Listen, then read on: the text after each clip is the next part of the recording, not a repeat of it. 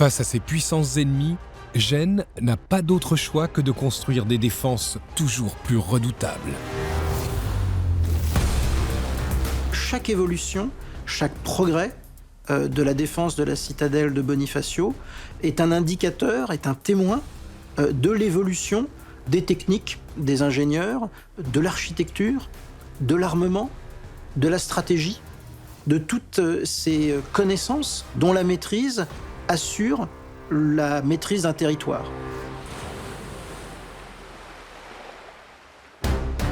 Gênes se lance dans un vaste projet de fortification.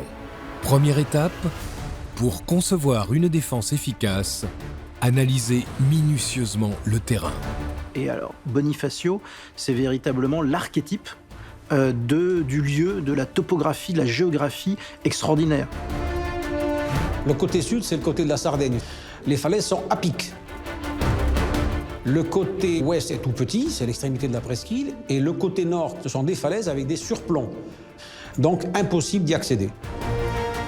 Le site bénéficie d'une défense naturelle exceptionnelle en Méditerranée. Sur 3 côtés, une muraille calcaire s'élève jusqu'à 75 mètres de hauteur, soit un immeuble de 20 étages. Ce mur de roche est quasiment infranchissable et va faciliter grandement la sécurisation du site.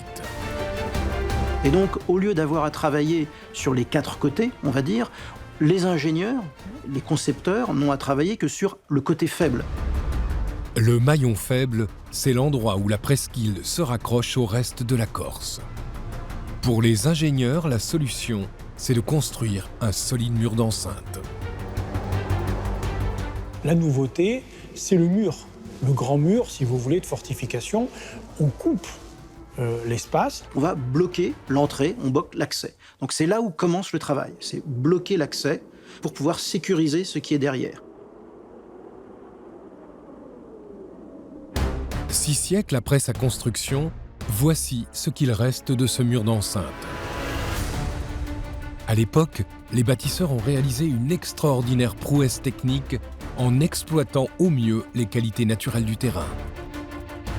La forteresse épouse la forme du rocher, prolonge la forme du rocher. Le rocher partout a été entaillé, limé, raboté pour venir participer du fruit des murs d'escarpe. Cette solidité liée à la fondation sur le roc permet de lutter contre les premières artilleries, puisque à partir du moment où un boulet va heurter le rocher, il n'aura aucun effet sur la maçonnerie qui est au-dessus. Donc c'est vrai que cette géologie particulière est un facteur supplémentaire de puissance de la défense.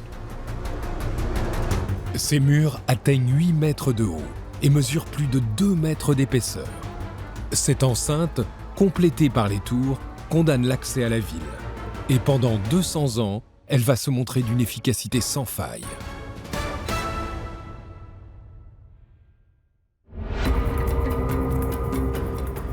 Mais en 1420, une attaque va mettre à l'épreuve ce système de défense. L'ennemi vient de l'ouest. Les Aragonais, emmenés par le roi Alphonse V d'Aragon, se postent au pied de la ville pendant 4 mois et imposent à Bonifacio un douloureux blocus. En stratégie militaire, cela s'appelle un siège. La philosophie de la résistance à un siège, c'est qu'en fait, il faut tenir le plus longtemps possible, soit pour dégoûter celui qui vous attaque, qui essuie tellement de pertes que finalement il ne peut pas prendre la ville, soit pour laisser le temps à des alliés, enfin une métropole ici, donc Gênes, de venir vous ravitailler. Le siège, c'est le moment clé pour connaître la valeur d'une fortification, pour voir ses points faibles. La réputation de Bonifacio pousse les Aragonais à débarquer avec un arsenal imposant, capable de faire tomber une forteresse, des trébuchets et des bombardes. Cette dernière est une arme nouvelle qui terrorise l'adversaire. Une bombarde à l'époque, ça envoie un boulet de pierre à 200 mètres et surtout ça fait très peur, ça fait du bruit, ça terrorise les gens. Et il y a encore des trébuchets, des grosses catapultes. Ils peuvent envoyer des quartiers de rochers jusqu'à 100 kilos. Et ils installent leurs bombardes et leurs catapultes donc sur les 2 plateaux. Et de là, ils battent les murailles de la ville pour essayer de les faire s'effondrer. Le mur d'enceinte résiste à l'attaque féroce, mais après 4 mois de siège, Bonifacio est affamé. La ville ne doit son salut qu'à l'arrivée in extremis des secours envoyés par la République de Gênes.